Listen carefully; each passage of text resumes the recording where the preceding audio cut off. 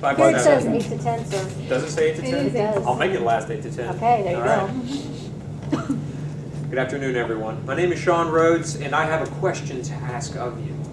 Have you ever been in a job that challenged you so much that it was the only thing you could do to not tell your boss to shut it? Have you ever had so much work put on your plate that you had no idea how it pertained to the bottom line of your company? I want to tell you about an instance that happened to me. This company's policies were so wacky that we were losing about 2 people a day over a period of 10 years. That was the average. You do the math in your head on that one.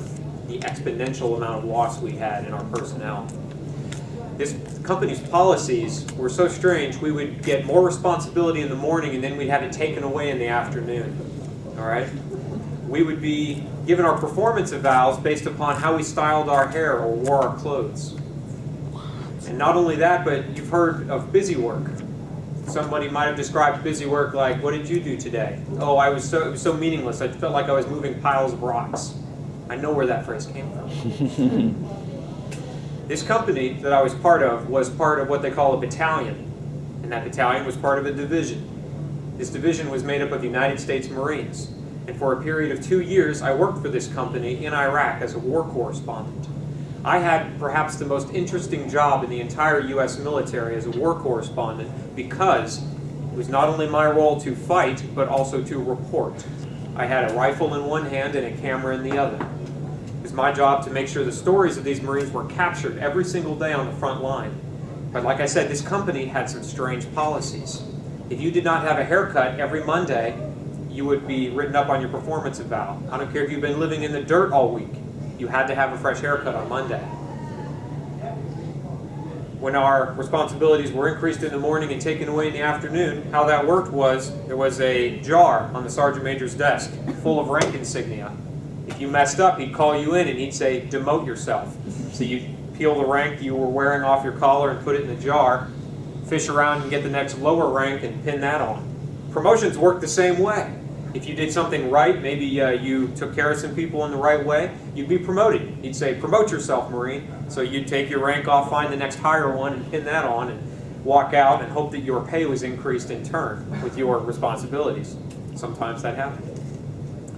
So as a result of working for this company with such strange policies, our attrition rate had skyrocketed. 2 people a day over the period of 10 years. However, in this company, you could not raise your hand and say, I quit. That was not an acceptable policy. To leave this company, you would not go home and start working on your resume, update your profile on monster.com. Now, to leave this company, there's only one way, and that was via the morgue. That's how you left that company.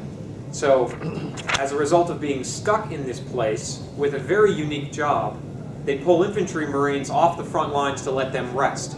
I was not afforded that opportunity. There were very few war correspondents and there was always a battle to report on.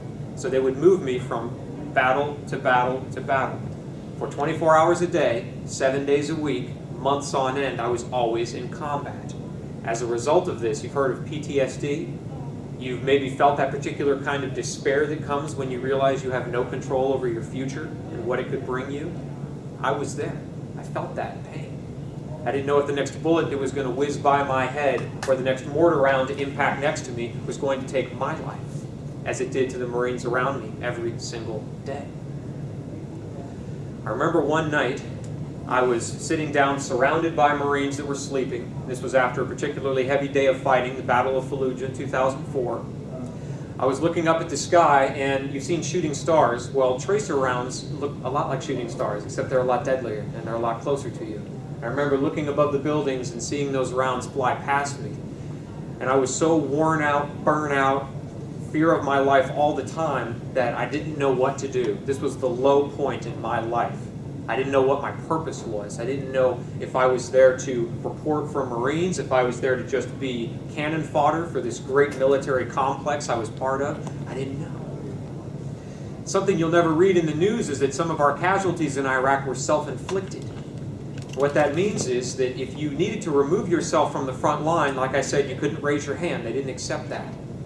You had to do something else to make yourself medically incapable of fighting. So you maybe would keep your boots on for 3 or 4 weeks, get trench foot. That would take you off the line.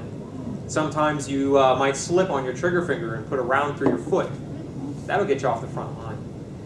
So in my period of despair, darkness, hopelessness, I was sitting there with my M16 on my lap, surrounded by these sleeping Marines, realizing that I hated my life. I didn't know why I was there anymore. I was a liability to these Marines because when the shooting started, I would look for a place to hide. Not only did they have to worry about me, but they had to worry about the people they were firing at now too. And you don't become a liability to the men next to you in combat. That's not allowed. That goes against everything that they teach you. So I sat there with that M16 on my lap. I remember feeling that trigger well in my finger, and I was thinking to myself, how easy would it be for me to send myself home right now? So easy. So I was asking the universe a question, what do I do next? It sent me an answer the next day. In one of the rare periods, I was allowed to go back to the front lines to where they had what's called a forward operating base, where they would resupply Marines. I discovered that overnight, pallets and pallets of books had been delivered. I'm talking like Sam's Club size pallets of books. I'm a reporter. I want to know what the story is behind this, so I go asking. Apparently, the libraries in the United States had received a message that Iraqis only had books extolling the greatness of Saddam Hussein, which was true. You open a school book, Saddam is great, obey the Ba'ath Party. That was their education. So they said, all right, we're great Americans. We believe in the freedom of press. Let's get all our unused books together, send them to Iraq so that they can have a bit of American culture. When I began exploring what types of books they'd sent, I realized two flaws in this program. The first one, they were in English. Most Iraqis do not read or speak English. Second thing is that most libraries only wanted to get rid of Harlequin romance novels. So as I began to start peeling off these books, all I saw was covers of shirtless guys, right? Not something I wanted to read. But yet in the middle of this one stack of books, there was an answer to the dilemma I'd been having in my life.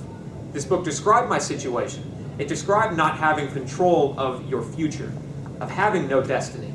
And I said, all right, this is awesome. It's describing me to a T. It's hopelessness, it's fear, it's despair. What do I do? There was an answer buried in there. This is the message that I've carried with me in my life ever since, the message that I hope to be able to pass on to you today. It said that my entire life I've been asking the wrong questions. I've been thinking, how do I change my boss? How do I change my spouse, my coworkers, so that I can finally do the things that I want to do with my life? How do I get my environment to change? I was asking the wrong questions. Instead, it should have been, how do I change the way I'm seeing things? When I began doing that, all of a sudden I wasn't just running into battle to get the quote and then hiding behind something. I started asking questions about the Marines around me, changing the way that I saw my job. I said, how do you feel about where you are right now? Tell me about your family, your fears, your hopes, your dreams. What do you want to do when you get out of here? That's what I started reporting on.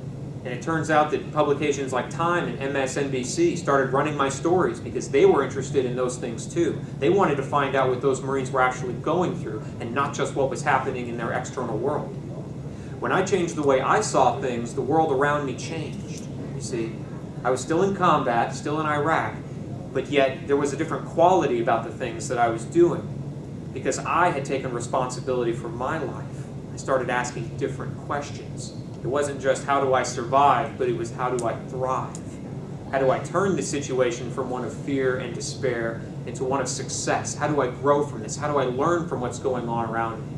How do I take the worst situations that human beings can be in and make it a positive experience? That's when I began studying things like post-traumatic growth, which is a 180 from post-traumatic stress. So if there's one message I hope you take away from my speech today, it's that when you change the way you see things around you, when you start taking responsibility for the quality of your life, it's a universal conundrum, but your external environment will change in order to provide you an answer to those questions. Thank you for your time.